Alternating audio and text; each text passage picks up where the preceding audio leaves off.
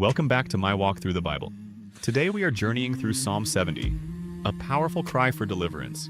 This psalm is the prayer of a desperate soul crying out to God for help. Make haste, O God, to deliver me. Make haste to help me, O Lord. Have you ever been at the end of your rope? Have you ever faced trouble so great that all you could do was cry out to God? Psalm 70 reminds us that in moments of fear, affliction, and desperation, God still hears the cries of his people. In this message, we will explore how God delivered Noah through the flood, Israel out of Egypt, Jonah from the deep, David from his enemies, and how he still promises a future deliverance and restoration for his people. From Genesis to the prophets, Scripture declares that God is faithful to his covenant and his mercy endures forever.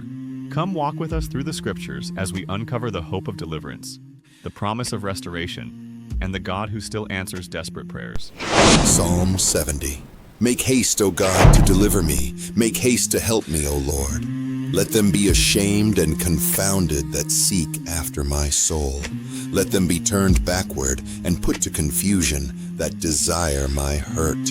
Let them be turned back for a reward of their shame that say, Aha. Let all those that seek thee rejoice and be glad in thee.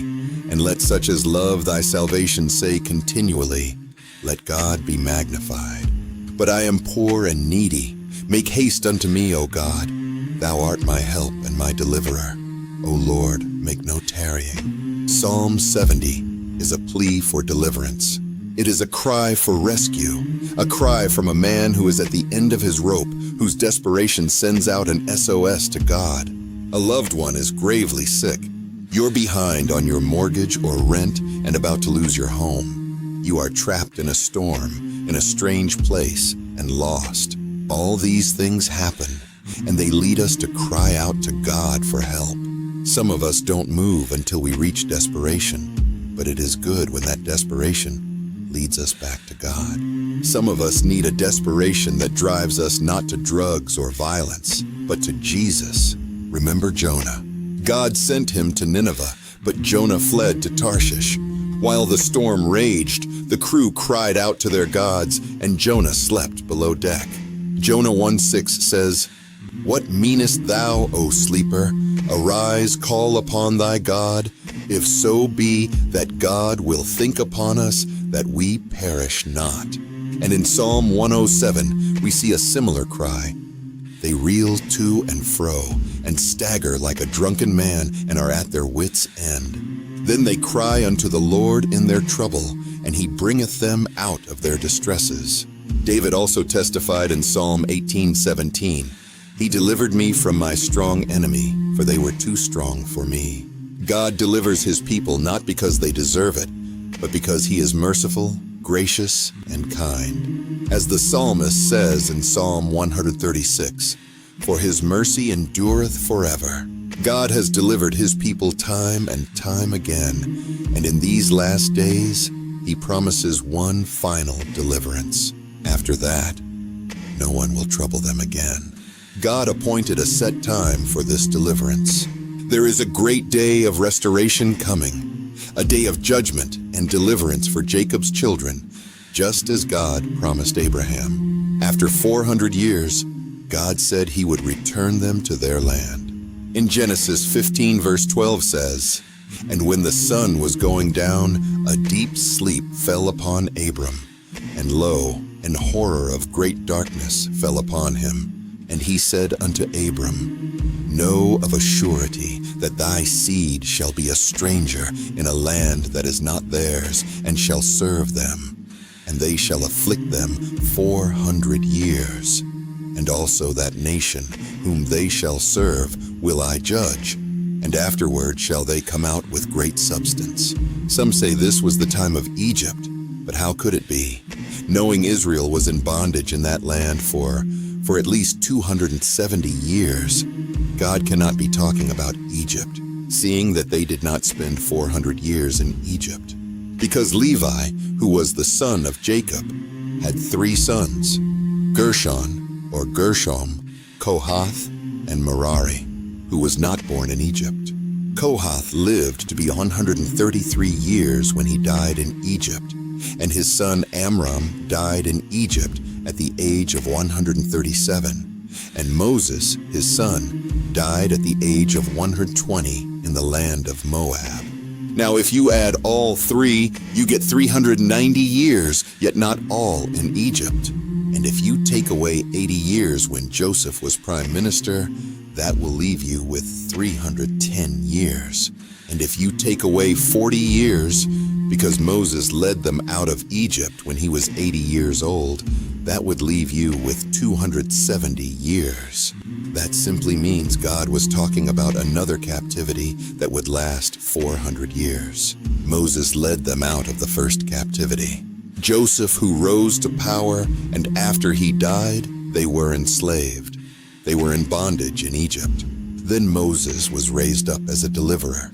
At 80 years old, Moses led them out of Egypt, and after another 40 years in the wilderness, they came into the promised land. God was not just delivering them from Egypt, he was setting them up for something greater.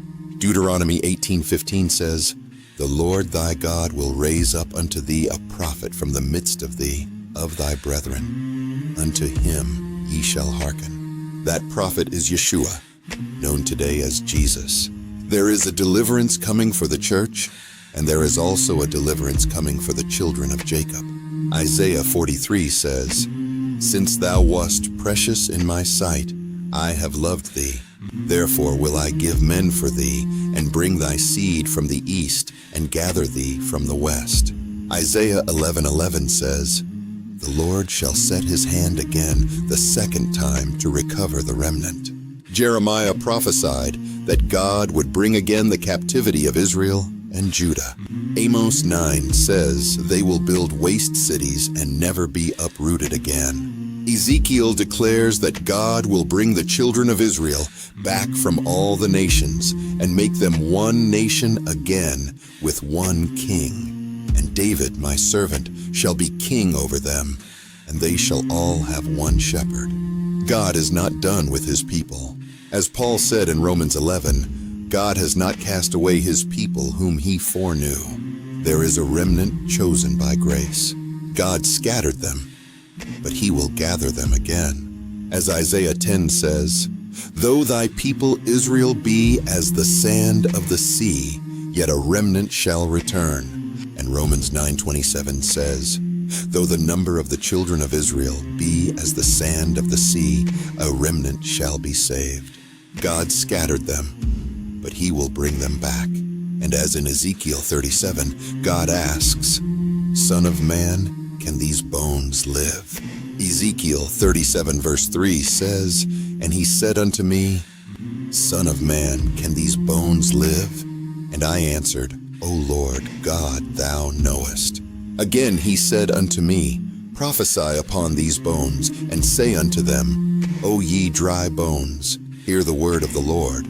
Thus saith the Lord God unto these bones, Behold, I will cause breath to enter into you, and ye shall live."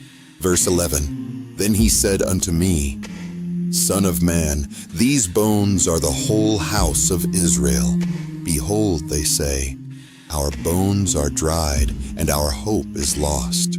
We are cut off for our parts. Therefore prophesy and say unto them, Thus saith the Lord God, Behold, O my people, I will open your graves, and cause you to come up out of your graves, and bring you into the land of Israel. And ye shall know that I am the Lord, when I have opened your graves, O my people, and brought you up out of your graves, and shall put my spirit in you. And ye shall live, and I shall place you in your own land. Then shall ye know that I, the Lord, have spoken it, and performed it, saith the Lord. God is not finished with his people. Time and time again, we hear people say that God is done with Jacob. But Scripture is clear. God is not through. He will gather them from the nations in that great and marvelous day. As Isaiah and Paul said, "A remnant shall be saved." Paul confirmed this truth in Romans 11. God hath not cast away his people which he foreknew. Romans 11:2. And again, there is a remnant according to the election of grace. Romans 11:5. God always preserves a remnant. The great deliverance still to come. There is a deliverance coming for the church of God, and there is also a promised restoration for the children of Israel. The prophets spoke of a future gathering from the four corners of the earth. Zechariah prophesied of the day when they would look upon the one whom they pierced, and they shall look upon me whom they have pierced. Zechariah 12:10. God's covenant promises are not forgotten. The same God who delivered Noah through the flood, Israel through the Red Sea, Jonah from the deep, and David from his enemies is still able to save today. Psalm 70 reminds us that when trouble comes, we must cry out to the Lord without delay. Make haste, O God, to deliver me. Make haste to help me, O Lord. Psalm 71. And the good news is this: God still hears desperate prayers. Come, walk with us through the Bible as we journey through the book of Psalms.